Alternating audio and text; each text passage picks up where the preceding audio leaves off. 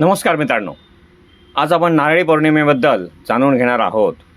नारळी पौर्णिमा म्हणजे श्रावण महिन्याची शुक्ल पौर्णिमा.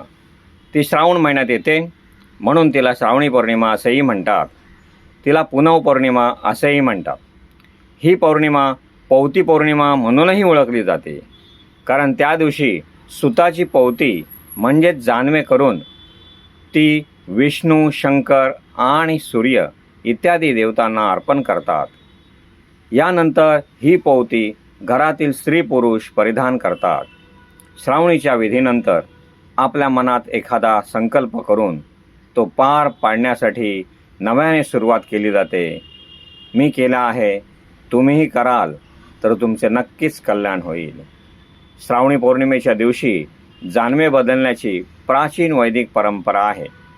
या हिंदू परंपरेत श्रावणी हा धार्मिक संस्कार विधी सांगितलेला आहे.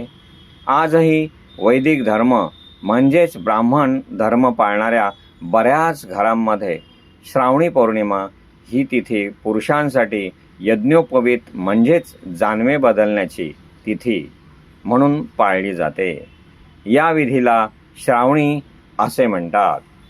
जानवी बदलण्यासाठी श्रावणी पौर्णिमेखेरीज व्यक्तीच्या पोट जातीनुसार अन्य काही दिवसही सांगितले गेले आहेत. गुरुकुलातील विद्यार्थ्यांना शिकविण्याचा पहिला दिवस किंवा ज्याचे शिक्षण पूर्ण झाले आहे अशा विद्यार्थ्यांच्या समावर्तन संस्काराचा दिवस म्हणून श्रावण पौर्णिमा पूर्वी महत्त्वाची मानली जात असे.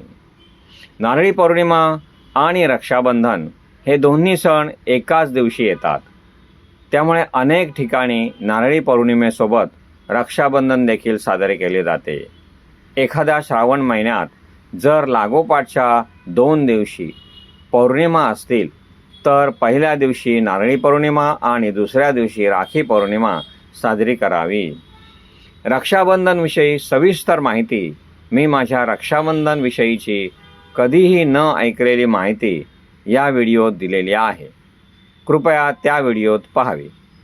नारळी पौर्णिमेचा सण महाराष्ट्रात दक्षिण आणि उत्तर भारतात समुद्री भागात विशेषतः कोळी समाजात उत्साहाने साजरा केला जातो. नारळी पौर्णिमेच्या दिवशी समुद्रकिनाऱ्याजवळ राहणारे लोक समुद्रकिनाऱ्यावर जमतात आणि हा सण मोठ्या उत्साहात साजरा करतात. श्रावण महिना सुरू झाला की पावसाचा जोर वाढतो.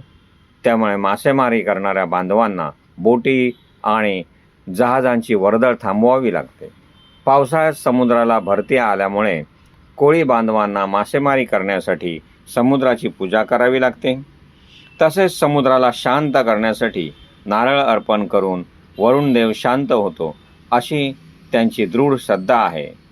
या दिवसानंतर कोळी बांधव पुन्हा मासेमारी करण्यास सुरुवात करतात. या दिवशी समुद्रदेवाची म्हणजेच वरुण देवाची विधिवत पूजा करतात आणि नारळ अर्पण करतात. वरुण देवाला ते दर्यासागर म्हणजेच दर्याचा राजा समजतात. या दिवशी वरुण देवतेसह भगवान शंकराचीही पूजा केली जाते. या दिवशी कोळी बांधव आणि इतर लोक पारंपरिक वेशभूषा करून समुद्राजवळ जमतात, पूजा करतात आणि वरुण देवाला नारळ अर्पण करतात आणि समुद्राला शांत आणि सुरक्षित ठेवण्यासाठी प्रार्थना करतात. नारळ, नारळी भात म्हणजेच नारळाच्या दुधात शिजवलेला भात, शंकरपाळी, लाडू इत्यादीचा नैवेद्य दाखवतात. वरुण देवतेला प्रसन्न करण्यासाठी आणि समुद्रातील कार्ये उदाहरणार्थ मासेमारी, सागरी प्रवास, सागरी वाहतूक सुरक्षित होण्यासाठी प्रार्थना केली जाते. समुद्रदेव म्हणजेच वरुण देवाची पूजा झाल्यावर लोक एकमेकांना नारळी पौर्णिमेच्या हार्दिक शुभेच्छा देतात. समुद्राच्या लाटांप्रमाणे तुमचे जीवनही आनंदी आणि उत्साही राहो असे म्हणून एकमेकांना शुभेच्छा देतात.